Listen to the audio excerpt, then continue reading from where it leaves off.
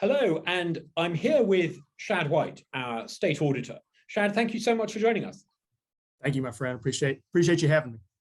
Now, Jackson has been in the news for lots of reasons. Some of them, I'm afraid, have not been really good reasons. There's been a lot of homicide this year, and in fact, tragically, Jackson, Mississippi, is now in per capita terms the murder capital of America.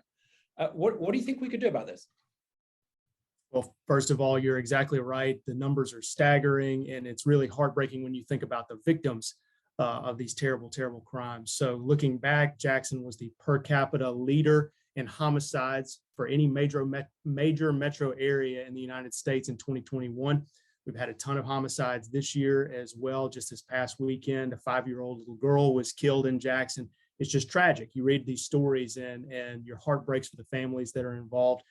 Really, people have, I think, overlooked the fact that not only is Jackson a per capita crime leader, but Jackson's numbers are dragging the entire state upward in terms of per capita deaths due to homicide. So the CDC ranks states based on per capita deaths due to homicide. And Mississippi is actually #1 among states now. Had somebody tell me the other day, well, that's just because we don't have that many people and we're a rural state. No, that's not true. Go look at West Virginia, go look at Iowa, go look at other rural states with small populations. We have a crime problem, specifically in Jackson, specifically in Hinds County, and it's creating a ton of victims, and it's awful. It's awful to see. So to go to your more fundamental question, Douglas, what are we going to do about this? What can the state, what can the city of Jackson, what can anyone do about this? The most important and most basic finding from research on crime is that more police officers on the ground equals less crime. More police officers equals less crime. This is an incredibly robust finding over many, many studies. The Manhattan Institute has actually put together a lot of these studies and chronicled how this has been proven over and over and over again. So we did a little work in the state auditor's office looking through some of this research, and based on what we have seen in the research on criminology and on the role of law enforcement officers, every new 100 police officers put out onto the street equates to between 6 and 10 homicides prevented. So we know what part of the answer is here, especially in the short run, is more police officers on the street. Do you think we also need to have an honest conversation about the profile of this crime and perhaps accept that, number one, it tends to be gang related, not always, but often. And number two, if we accept that, we then need what you might call a targeted policing approach, where we actually, if there were 200-300 bad guys in Jackson that the police went after, I suspect that would have a dramatic impact on the crime rate. Do you think we need this honest conversation about targeted policing? 100% we need an honest conversation. And of course, we have got to funnel these resources. If we put 100 new police officers on the street, we have got to funnel those resources to the places where crime is the worst. I think what you're getting at is a point about the fundamental root of this crime. Is it gang related? Is it what are the drivers that are pushing these numbers up? And I'll add another one to the conversation. I think a lot of this is rooted in the fact that we have so many broken homes in Mississippi. We have so many kids being raised in homes without daddies, and they're being raised in homes without discipline. So all of a sudden, when they get to be military age males, and it's typically males, when they get to be military age males between the ages of 17 and let's say 40, their propensity, according to research, to commit crime is through the roof. So what are we going to do to break that cycle too? We have to have a real honest conversation about the role of fathers in our society, about what it means to teach your kids discipline. And if we are not going to be able to push fathers back into the home, then what are we going to do for these kids who are growing up in broken homes, and how are we going to give them discipline and structure and a vision for a better life that does not involve getting involved in a gang, that does not involve using a gang as their support structure, as their place where they go to get mentors. I'll tell you one little idea that I have seen work, and it's a small program in Jackson Public Schools. I think it ought to be expanded. I think it ought to be in every F-rated school district in the entire state. It's their JROTC military program. So what happens in this JROTC military program is that you take kids in high school, many of them come from poverty, many of them come from broken homes. You pair them up with retired military service members, and those service members teach them discipline. They teach them to show up on time. They teach them classes on military history. They take them on field trips to go see here's a career path that you could choose. Here's what a plumber does every day. Here's what a computer programmer does every day. Here's what an accountant does every day. The results from this program are incredible, especially when you compare the results that these kids have obtained versus the general population of Jackson Public Schools. The kids in the JROTC military program have a 100% graduation rate. They have a 95% college placement or skills program rate. I mean, this is through the roof compared to the general population. So we've got to get at these problems. Might there not, with programs like that, be a slight self-selection bias in the sense that a kid who signs up to that program is probably not going to be a problem in the first place? It's totally possible, but also I think we have to acknowledge if you get more kids in a program like that, in a high school, that can become a cool thing to do. So then it can generate a magnet that attracts the kids that maybe are more on the margins. So absolutely 100% there could be a selection bias, but two, if we're looking for ideas and we want something that's got some kind of data behind it, this has got data behind it. This program actually gets audited by a team out of Fort Knox every few years, and they come in and they make sure that they're hitting their metrics for attendance. I mean, one, these kids are just in school, which means they're not on the street when they're in this program. So we know that some of these numbers are important. We know the numbers are valid, and we've got to look at programs like that that can change the cycle of poverty in some of these areas. You're talking about interventions way kind of upstream, if you like, from crime. And we talked a little bit about more policing and targeted policing to tackle crime. But looking downstream from crime, I mean, put it bluntly, if the prosecuting authorities were as aggressive at bringing people to trial as you are, I suspect Hinds County might not have this problem. You know, it doesn't matter how effective the police in Jackson are at chasing criminals through the street. If we don't chase them through the courts, we have a problem. What can we do about that? Well, to illustrate your point perfectly, we know that we have a catch and release problem here in the city of Jackson. So for example, a few months ago, there's a guy named Jermaine White who had been arrested. He bonded out without actually paying bail. Somehow he got out. I had another warrant out for his arrest, but was still allowed out on the street. And then he went about 4 miles from Fondren and murdered 2 women over there. If you go fast forward a few more months, we had a shooting at the Mudbugs Festival right here in the middle of Jackson. One of those people who was engaged in the shooting had previously been arrested and then let out for armed robbery. So we know we have a catch and release problem. And yes, more police on the street creates a deterrent. It shows force. It shows that if you do something wrong, you're more likely to be arrested.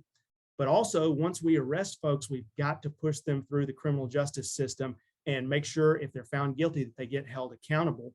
We know that this is an issue. And I think we could have a long conversation about, okay, well, is it the prosecutors who are overburdened? Do they need more prosecutors? Are they just not doing their jobs? Are the judges overburdened? Do we need more judges to adjudicate cases faster? A lot of different conversations to be had about this one specific justice problem, this criminal justice problem. But I'll throw this out there. We know that each individual homicide costs taxpayers between about $900,000 to $1.2 million. So one, whatever it's going to cost us as a society to adjudicate these cases is probably going to be cheaper than the cost of the homicide. So let's invest where we need to. The city of Jackson needs to invest its resources. Let's invest in the criminal justice system, get these cases through quickly, hold prosecutors and judges accountable for holding these folks accountable, putting them in prison and keeping them there for a while to get them off the street. And then you'll start to see savings in the long run because you will have prevented the catch and release homicides that are driving up costs for the taxpayers in the first place. To be fair, I think the state Supreme Court and the governor and the speaker have allocated money for judges to be appointed to come in alongside current judges and help with that. I mean, yes. I kind of, as a Jackson resident, I don't really care who does it. I don't really care how they do it. We need those judges. We need courts to be administered efficiently. And if the people administering the courts are struggling, we need to bring in people alongside them to do it. It's a great first step, and that'll take a little bit of time to get off the ground. So they've they've appropriated the money for those new judges and new prosecutors. They're going to have courtroom space to operate out of. So my understanding is they're going to start operating out of facilities here in downtown Jackson that they've identified that they're setting up for court. So it's going to take some time to get off that off the ground, but you're absolutely right. I think the governor's taking a leadership role. The legislature has too now. We just have to continue to focus on this because this is a huge issue for Mississippi. Mississippi is not going to succeed if its capital city is dangerous, period. On the issue of bail, I mean, my thoughts on bail is simply that, bail, the assessment should be, number one, is this person going to show up in court when they're meant to? Number two, are they a risk to the public? And nothing else should really be taken into consideration. Is cash bail a problem? Should we get rid of cash bail and only issue bail on the basis of risk assessment? I think that's a great conversation to have. I do think that those risks that you identified are the most important ones to consider. What you hear often is that, well, we have to have the option of bail because our prisons are overcrowded and because the main prison here in Hinds County, Raymond, is under scrutiny from the federal government. I'll push back a little bit on that and say, just because a prison is under scrutiny does not give us, it shouldn't open the door for us to say, well, let's just let people out. That's not the right answer, right? We have to find a suitable place to hold and detain these folks while they wait on trial. We need to make sure they face speedy justice. So they need to go to trial quickly in order to, properly protect their rights and properly adjudicate this in as fast a way as possible. And then two, on top of that, if we cannot solve the problem with prisons here in Hinds County, I've heard sheriffs, DAs, folks in surrounding counties say that there is prison space available in surrounding counties. We just have to, Hinds County and other entities inside Hinds County have to work out deals with these other counties to make sure that the prisoners are going there when there is overflow in Raymond, for example. So all of this to say, these are workable problems. All of these things that we're identifying are workable problems. But my position is, one, we've got to work them. So we as a society, as taxpayers, as the legislature, everybody involved, we've got to work these problems. And two, I think we have to be really honest about the causes, and we have to be really honest about the effects of this crime. We cannot take our eye off this conversation. I think a lot of folks would prefer that we just not talk about crime here in Jackson, and that is not fair to the victims here in the city. I think that's so true. I think in the past, there was a sort of thought that, people outside the immediate vicinity of the crime could just kind of ignore it and it would just not affect them. I know you're very focused on tackling the brain drain. I suspect one of the reasons why Mississippi is not an attractive destination for young people to work is because the capital city it's basically a donut. The center of it is hollowed out. And, this affects everyone. You don't need to live in Jackson to be harmed by the criminality in Jackson. It hits the whole state. That's exactly right. Well, you think about it this way. We know that for the college graduates that we keep here in the state, 30% of them come to work in Hinds County. Not necessarily live, but they come to work here in Hinds County. That's the #1 top destination for new college graduates here in the state of Mississippi. Number 2 is Harrison County on the coast at 6%. So there's a huge drop off. Tons of people, tons of young, talented people are coming to work in Hinds County. It's our best magnet for talent. What happens if this crime wave doesn't stop? It means that magnet is going to turn off. And those kids who are maybe coming to work in Hinds County now, a few years from now, a similar student graduating university is going to think about going to Atlanta or Dallas or Chicago or somewhere else. And we really cannot allow that to happen. I grew up in rural Mississippi, far from Jackson. And I can remember growing up, my dad and my grandfather would say things, why do we care about what goes on in Jackson? That's 2 hours away. We're fine and safe here. And the reason why folks like that are starting to care now is that their kids are moving to Jackson.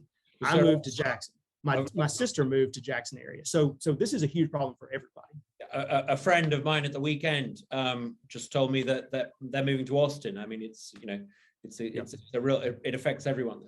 On a brighter note, now, if I can put this delicately, perhaps in the past, Mississippi had a slight reputation for being a little bit, occasionally, had a little bit of corruption, and it had a little bit of a cozy old boy system.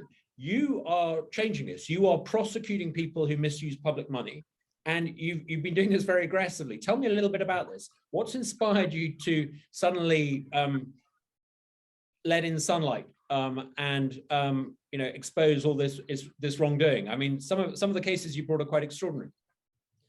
It's been an interesting 4 years. I've actually been in office now for 4 years, hard to believe. And when I came into this office, we knew some basic facts. We knew that every time states are ranked by their number of public corruption convictions per capita, Mississippi's always in the top 5. The University of Illinois at Chicago will produce these rankings every few years. And the states that are in the top 5 are not states you want to be known to be a part of. So it's Illinois, it's Louisiana, it's Mississippi. So states that historically have been known for corruption. So we knew we had an issue. Mississippi has a lot of the basic ingredients of fraud. You hate to say it. So we have a small population dispersed over a pretty wide geographic area, lots of places, small offices for folks to hide and think nobody's watching. So I have a personal philosophical belief. It is when we put a stop to any example of public corruption, we have to tell folks about it, because telling folks about it, one, it tells the taxpayers that we're working here in the state auditor's office, but two, it creates a deterrent. And we know this based on research. The Association of Certified Fraud Examiners has said that the number one way to prevent white collar crime is to increase the perception of detection, increase the sense among criminals that they might be caught if they are doing something wrong. So my view is, not only do we have to work hard, take on tough cases, get results, but I've also got to tell the taxpayers and tell other people who are committing white collar crime about this. And as you said, we've achieved good results here in the last few years. Just a couple of weeks ago, we had a guilty plea in what is now the largest public fraud case in state history involving welfare dollars, actually, here in Hinds County.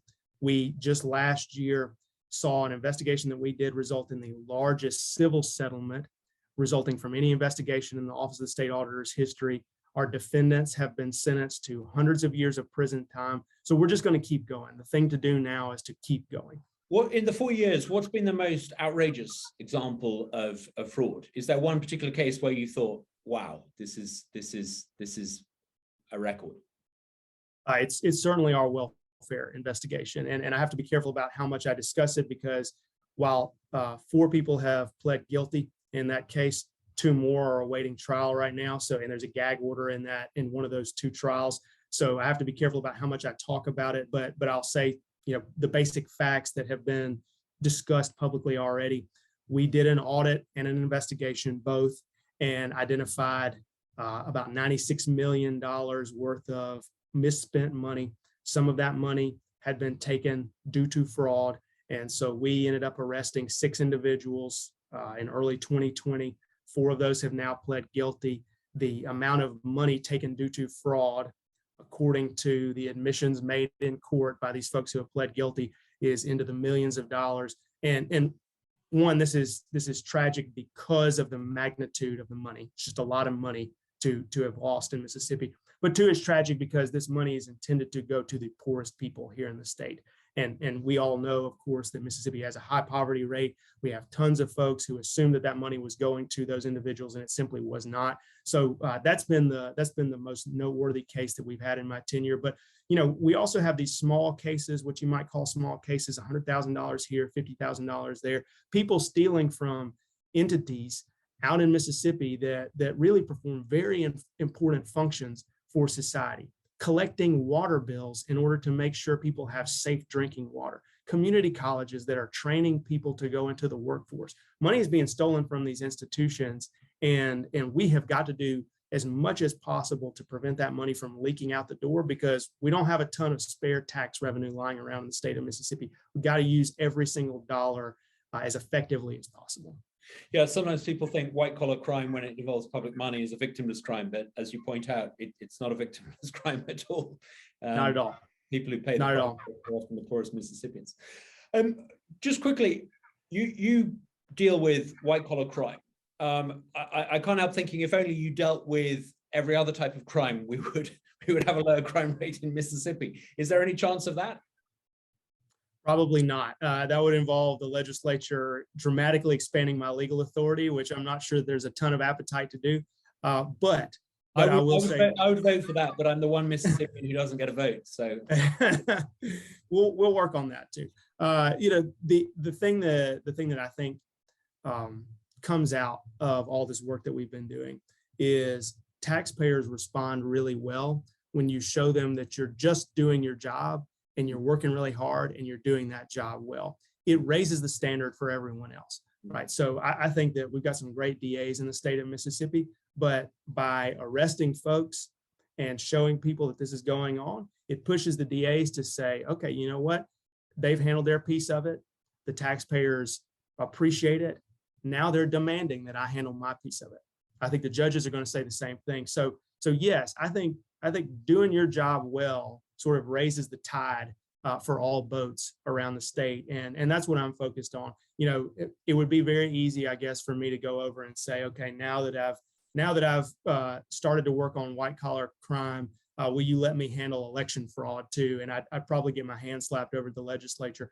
But I think by handling white collar crime and focusing on this, you raise taxpayers' expectations of enforcement across the board. So that's what I'm dedicated to doing. Do you think there's much electoral fraud in Mississippi? I think it's hard to say. I know that you look around the country, you see tons of examples of electoral fraud. I know that there are cases of electoral fraud in Mississippi that have been brought forward to the Attorney General's office. You've seen a couple of small cases here and there. I do worry about it for the same reason that I worry about white collar crime. Mississippi has a small population spread out over a relatively large geographic area, lots of small elections offices, lots of small polling places. It would be very, very easy and tempting for someone to say, I'm going to fill out these 20 absentee ballots and have somebody notarize them. And as long as we're in on this together and we conspire to not tell anybody else, it would be very easy for them to submit all those ballots and have them counted, which would be improper and would be a felony here in the state of Mississippi. So yes, I worry about it. We have seen cases that are exactly like the one I described, but what we know is that a little bit of enforcement can go a long way. If we can get some headway on enforcing the law in those cases, I think that you would put a ton of fear into folks who are thinking about perpetuating electoral fraud. Shad, it's wonderful to see such leadership, and it's just what Mississippi needs. So thank you so much for taking the time to share your thoughts. And anything else you wanted to add? No, thank you for having me. Thank you for the work you all do. I appreciate you coming on. All the best. Thank you. Yes, sir. Thanks.